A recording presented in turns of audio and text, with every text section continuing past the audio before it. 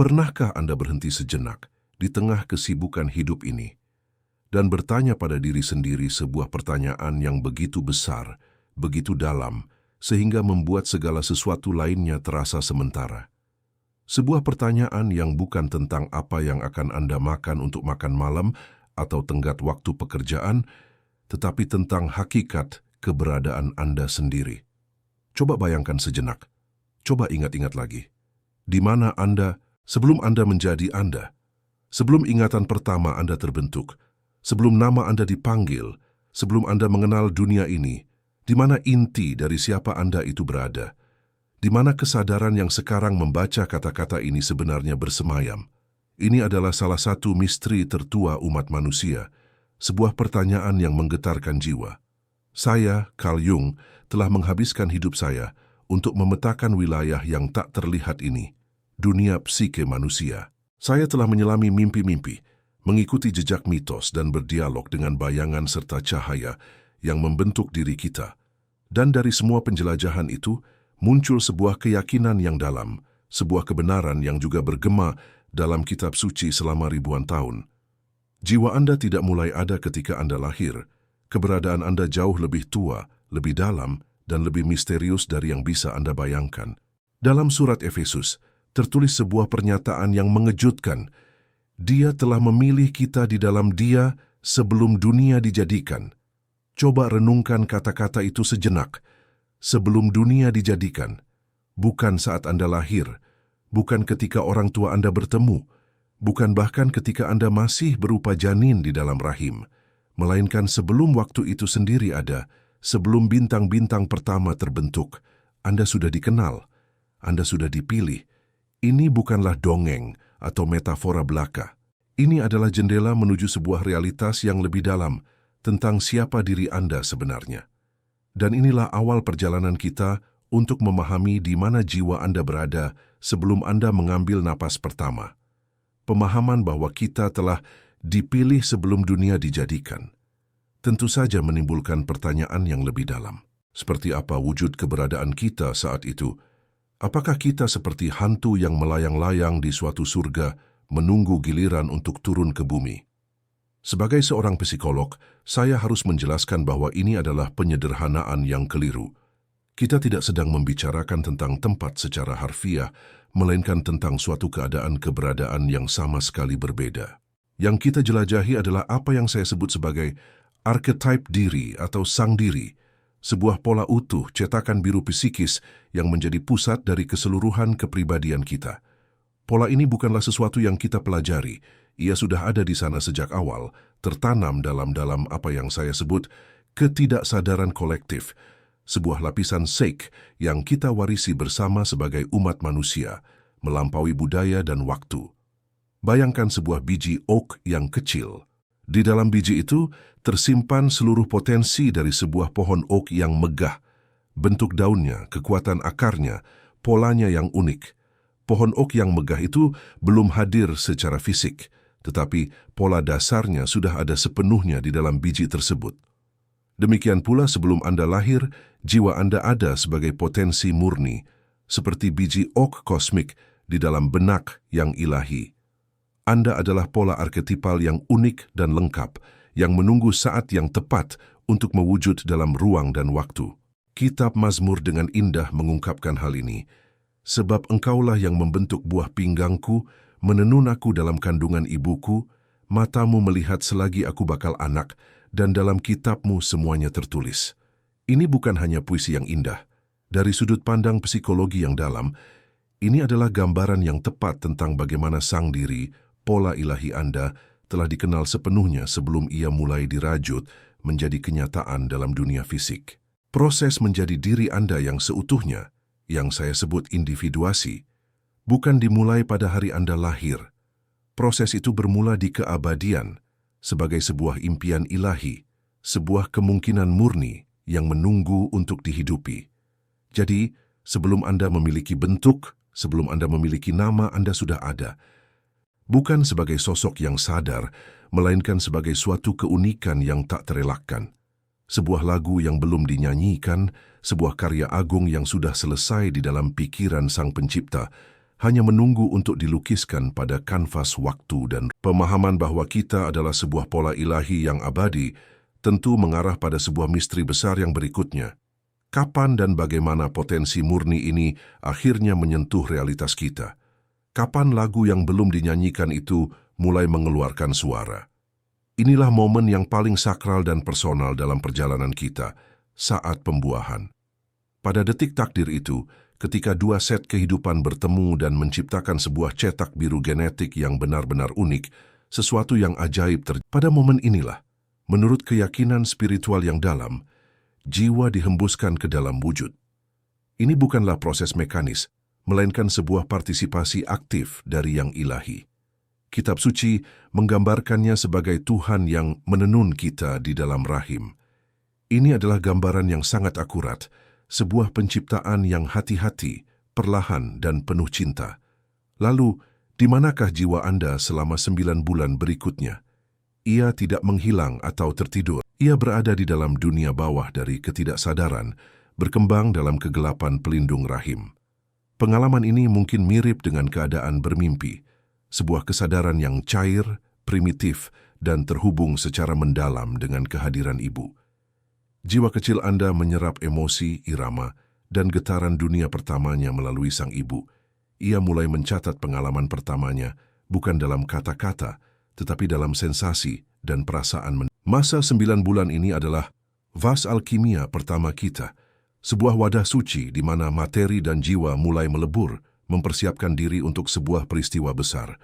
Karena kemudian tibalah kelahiran, sebuah peristiwa yang sekaligus ajaib dan traumatik. Bayangkan, dari sebuah alam yang hangat, gelap, dan di mana setiap kebutuhan terpenuhi secara instan, Anda tiba-tiba didorong melalui sebuah terowongan sempit menuju dunia yang penuh dengan cahaya menyilaukan, suara bising, dan sensasi dingin untuk pertama kalinya. Ini adalah luka primordial pertama kita, pemisahan fisik pertama dari kesatuan. Beberapa kolega saya, seperti Otto Rank, melihatnya sebagai sumber dari semua kecemasan manusia. Meski mungkin agak berlebihan, tidak dapat disangkal bahwa kelahiran adalah ritus peralihan pertama dan paling dramatis yang kita alami. Namun, luka ini diperlukan. Tanpa pemisahan dari surga rahim yang nyaman itu, tanpa pengusiran dari Taman Eden pertama kita tidak akan pernah bisa menjadi individu yang mandiri. Kelahiran adalah simbol sempurna untuk seluruh perjalanan hidup. Kita harus meninggalkan kesatuan yang tidak sadar untuk akhirnya, suatu hari nanti, kembali kepadanya dengan penuh kesadaran. Jika kelahiran adalah luka yang diperlukan, yang memulai perjalanan kita, maka sebuah pertanyaan penting muncul. Untuk tujuan apa? Mengapa jiwa yang abadi ini harus melalui semua kesulitan untuk menjelma, dilahirkan, dan menghadapi semua tantangan kehidupan fana ini? Jawabannya terletak pada sebuah panggilan yang terdengar jauh di dalam diri kita. Dalam kitab suci dikatakan bahwa Tuhan telah menentukan zaman dan batas-batas kediaman setiap orang dengan sebuah tujuan yang sangat khusus supaya mereka mencari Dia. Sebagai seorang psikolog, saya memahami mencari Tuhan ini bukan hanya sebagai ritual agama eksternal. Ini adalah proses psikologis yang paling mendalam yang dapat dialami manusia. Proses menjadi diri sendiri yang seutuhnya. Inilah yang saya sebut individual. Dan inilah kebenaran yang menakjubkan.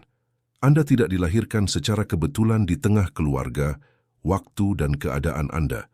Semuanya, dengan segala kelebihan, kekurangan, luka, dan karunia yang mereka bawa, adalah lingkungan yang tepat yang disiapkan untuk jiwa Anda. Orang tua Anda dengan segala keunikan dan ketidaksempurnaannya adalah orang yang tepat untuk membantu Anda mengembangkan potensi tertinggi Anda, sekaligus menghadapi luka pribadi yang akan menjadi guru terbesar. Hidup dalam kemewahan memiliki tantangannya sendiri, seperti menghindari kesombongan dan menemukan makna sejati. Hidup dalam kesulitan membawa tantangan yang berbeda, seperti menemukan martabat di tengah keterbatasan. Setiap kondisi adalah bahan bakar yang tepat untuk proses transformasi jiwa Anda. Tugas generasi Anda di era modern yang penuh dengan fragmentasi dan keterputusan ini adalah untuk menyatukan kembali apa yang telah terpisah. Akal dan jiwa, sains dan spiritualitas, kesadaran, dan alam bawah sadar. Dengan menyembuhkan diri sendiri, Anda berkontribusi pada penyembuhan dunia. Karena proses individuasi Anda bukan hanya untuk Anda sendiri. Setiap kali seseorang berani menghadapi bayangan mereka, mengintegrasikan sisi mereka yang terpecah, dan hidup lebih selaras dengan sang diri, mereka seperti menambahkan benang baru yang cerah ke dalam tenunan kesadaran kolektif umat manusia. Anda membuatnya sedikit lebih mudah bagi orang lain untuk melakukan hal yang sama. Jadi hidup Anda bukanlah sebuah kebetulan, ini adalah misi yang dipilih dengan sengaja. Anda ada di sini, sekarang, untuk menyelesaikan sebuah perjalanan unik yang jiwa Anda datang untuk selesaikan. Dan dengan melakukan itu, Anda membantu cahaya kesadaran itu sendiri untuk berevolusi. Pemahaman bahwa kita memiliki misi yang unik tentu mengundang pertanyaan yang paling pelik. Jika segalanya sudah dipilih sejak awal, di manakah letak kebebasan kita? Apakah kita hanya sekadar wayang yang menjalani skenario yang sudah ditulis di atas panggung kosmik? Ini adalah salah satu ketegangan terdalam dalam pengalaman manusia, dan saya percaya kedua hal ini, takdir dan kebebasan, bukanlah hal yang bertentangan, melainkan dua sisi dari realitas yang sama, dilihat dari sudut pandang berbeda. Mari kita kembali pada analogi biji oak. Sebuah biji oak telah ditakdirkan untuk menjadi pohon oak, bukan pohon apel. Pola dasarnya, sifat dasarnya sudah ditetapkan. Ini adalah pemilihan ilahi, pola arketipal unik Anda yang telah ada sebelum dunia dijadikan. Namun bagaimana biji itu tumbuh? Apakah ia menjadi pohon yang kuat dan tegak, atau yang kerdil dan bengkok? Itu sangat bergantung pada tanah tempatnya tumbuh, cuaca, dan pilihan yang dibuatnya dalam merespons lingkungan. Kemana akarnya akan tumbuh? Ke arah mana batangnya akan membelok mencari matahari? Kebebasan ada di dalam kerangka takdirnya. Dari sudut pandang keabadian, di mana waktu adalah satu kesatuan, hidup Anda yang utuh sudah lengkap. Pola itu sudah ada sepenuhnya dalam pemahaman ilahi. Namun dari sudut pandang Anda yang hidup dalam waktu linear, Anda sedang menulis cerita itu baris demi baris, pilihan demi pilihan. Anda memiliki kebebasan yang luas untuk menentukan bagaimana Anda mewujudkan pola abadi itu. Apakah dengan penuh kesadaran dan keberanian, atau dengan menghindar dan takut. Konteks inilah yang membantu kita memahami konsep seperti dosa bukan sebagai noda moral, tetapi sebagai kondisi keterpisahan yang melekat pada kesadaran individu. Pada saat kita mengembangkan ego dan mengatakan aku, kita secara alami terpisah dari kesatuan ilahi yang tidak sadar. Keterpisahan ini adalah dosa atau pelencengan dari pusat kita yang sejati. Ini adalah harga yang harus dibayar untuk memiliki kesadaran individu, dan itu adalah luka yang perlu disembuhkan melalui perjalanan kita kembali kepada kesatuan yang sadar. Jadi di manakah jiwa Anda sebelum Anda lahir? Setelah menyusuri lorong waktu dan kedalaman psike, kita kini sampai pada sebuah sintesis. Sebelum waktu bermula, Anda ada sebagai potensi murni dalam pikiran ilahi, sebagai pola yang unik dan abadi dalam ketidaksadaran kolektif.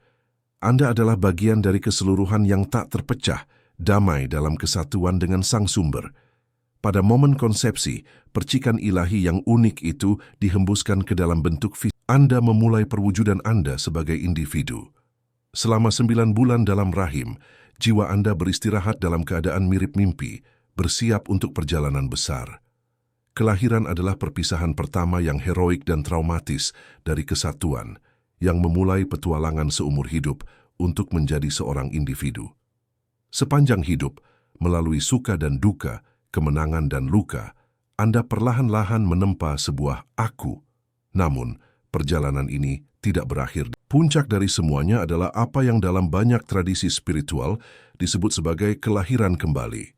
Bukan kelahiran fisik, tetapi kematian ego yang lama dan kebangkitannya untuk melayani sang diri. Inilah proses individuasi yang sejati. Kita tidak kembali kepada ketidaksadaran, tetapi kepada kesatuan yang sepenuhnya sadar. Dalam perjalanan ini, Anda tidak sendiri. Kristus dalam pandangan ini adalah arketip sempurna dari sang diri yang telah mencapai kesatuan penuh, simbol nyata bahwa yang ilahi dan manusiawi dapat bersatu. Salib adalah pertemuan antara yang abadi dan yang sementara. Kematian dan kebangkitannya adalah pola arketipal. Untuk transformasi kita sendiri, kita harus mati terhadap keterikatan ego kita untuk bangkit kepada kehidupan yang selaras dengan tujuan ilahi. Oleh karena itu, pertanyaannya bukan lagi, di mana aku sebelum dilahirkan, tetapi untuk tujuan apa aku dilahirkan. Hidup Anda adalah medan latihannya. Setiap pilihan sadar, setiap luka yang dihadapi, setiap bayangan yang diintegrasikan, bukan hanya menyembuhkan Anda, tetapi juga menyumbang pada penyembuhan kesadaran kolektif umat manusia. Anda adalah manifestasi ilahi yang unik dan tak terduplikat. Ada sebuah lagu yang hanya Anda yang bisa nyanyikan, sebuah cahaya yang hanya Anda yang bisa pancarkan. Misi Anda adalah menemukannya, menghidupinya, dan dengan berani menawarkannya kepada dunia. Inilah jawaban terakhir. Jiwa Anda berasal dari keabadian, menjelma dalam waktu, untuk suatu misi yang menguduskan segala sesuatu di antaranya. Hidup Anda bukanlah suatu kebetulan, itu adalah sebuah panggilan. Dan kini, terserah pada Anda untuk menjawab,